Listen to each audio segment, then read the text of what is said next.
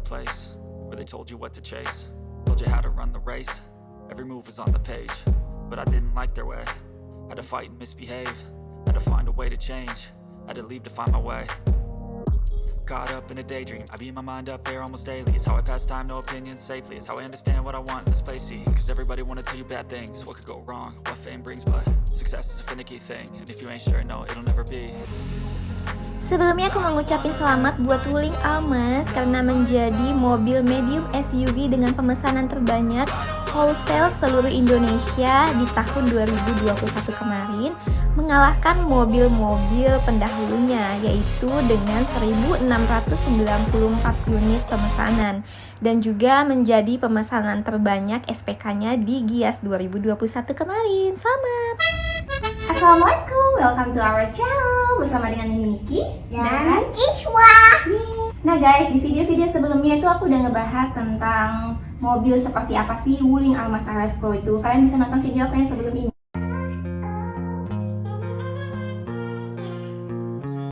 Di sana aku nge-review selengkapnya tentang desain interior dan eksteriornya dan juga tentang fitur-fitur yang ada di mobil Almas, si mobil cerdas ini. Jadi kalau kalian mau tahu mobil seperti apa sih Wuling Almas RS itu, dan sebelum beli kalian wajib banget nonton video-video aku ya. Juga video aku yang kali ini karena info yang aku sampaikan di video kali ini penting banget, yaitu biaya-biaya yang dikeluarkan selama menggunakan mobil Wuling Almas RS ini dari penggunanya langsung, yaitu kita sendiri. So, keep on watching. Jadi buat kalian yang pengen beli mobil ini wajib banget tahu kira-kira biaya after salesnya yang kita keluarkan setelah menggunakan mobil ini.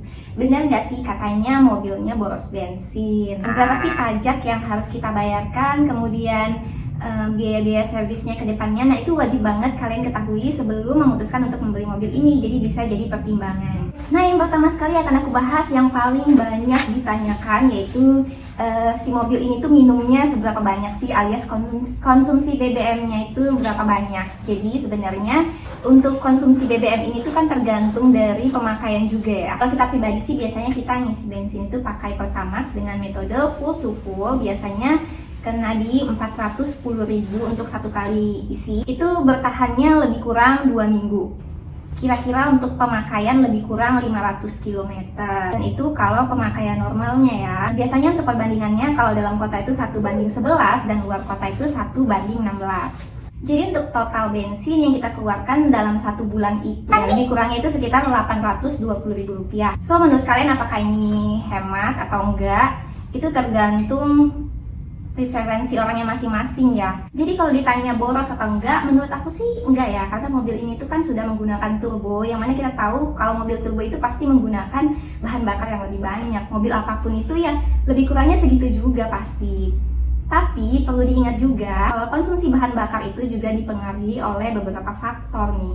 Contohnya cara berkendara, kemudian bahan bakar yang digunakan, dan juga perawatan kendaraan yang digunakan oleh pengguna. Jadi kenapa sih makanya kadang ada orang yang kira-kira pemakaiannya itu sama aja, tapi yang satu bensinnya itu lebih awet, yang satunya lebih boros. Itu mungkin karena cara penggunaannya dan trik mereka ke mobil itu berbeda. Jadi mengemudi itu juga ada seninya ya, supaya bisa lebih menghemat bahan bakar lagi.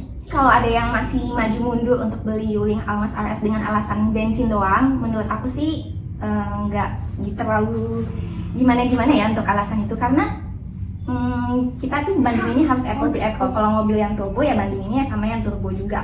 Jadi jangan dibandingin sama mobil di kelas lainnya kayak gitu.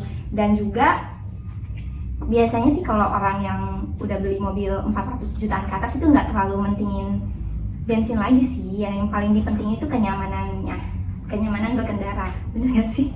Atau masih mentingin? Ya jadi saran aku kalau memang pengen pakai mobil yang bensinnya itu awet banget ya pakai mobil kayak LCGC. Nah itu awet banget. Jangan pakai mobil yang turbo. Kalau mobil turbo yang emang segini kira-kira penggunaan bensinnya.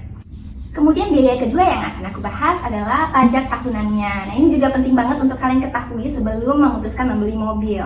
Jadi pajak tahunan itu bisa berbeda-beda ya, tergantung kalian tinggal di mana domisilinya, dan juga ini mobil yang keberapa. Biasanya kalau mobil kita itu ini misalnya mobil kedua dan seterusnya akan kena pajak progresif yang pasti akan lebih mahal. Makanya saran aku, kalau mobil ini tuh bukan mobil pertama kita, kayak aku mobilnya tuh bukan mobil pertama ya, jadi dan mobil sebelumnya itu nggak kita pakai lagi, tinggal dimatikan aja dulu pajaknya mobil sebelumnya supaya nggak kena pajak progresif di mobil berikutnya kayak gitu. Jadi untuk pajak Wuling Almas RS Pro ini, untuk KTP domisili Bogor kayak aku, itu ditotalin semuanya di website itu. Aku lihat totalnya pajak tahunannya adalah Rp4.975.700. Nah, kemudian biaya servisnya gimana nih? Biaya servisnya itu masih gratis, guys. Ya, gratis jasa sampai 50.000 km. Jadi sekitar 2,5 tahunan lah ya kita bisa servis gratis biaya jasanya di Wuling. Dan juga yang takut spare partnya susah dan dealernya susah, menurut aku enggak ya, karena dealer Wuling itu ada di mana-mana, gampang banget dicari. Apalagi kita yang tinggal di kota-kota besar itu nggak usah takut lah masalah service kayak gitu.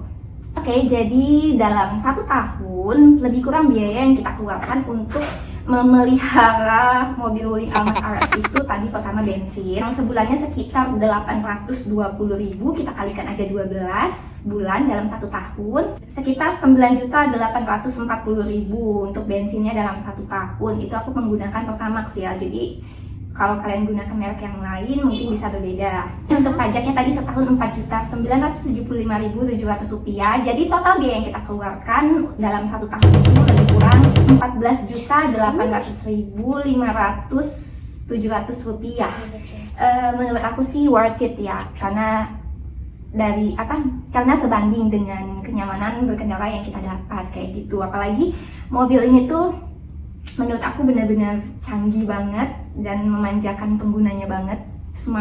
Definisi smart car dengan harga yang masih terjangkau lah ya. Oke guys, sekian aja video aku kali ini. Kalau kalian mau tahu info-info terupdate lainnya tentang Wuling Almas RS Pro, kalian bisa subscribe channel kita dan jangan lupa untuk tinggalkan like. Kalau ada pertanyaan silahkan tinggalkan komentar di bawah. Terima kasih. Atas. Jangan lupa like, comment, and subscribe. Dadah.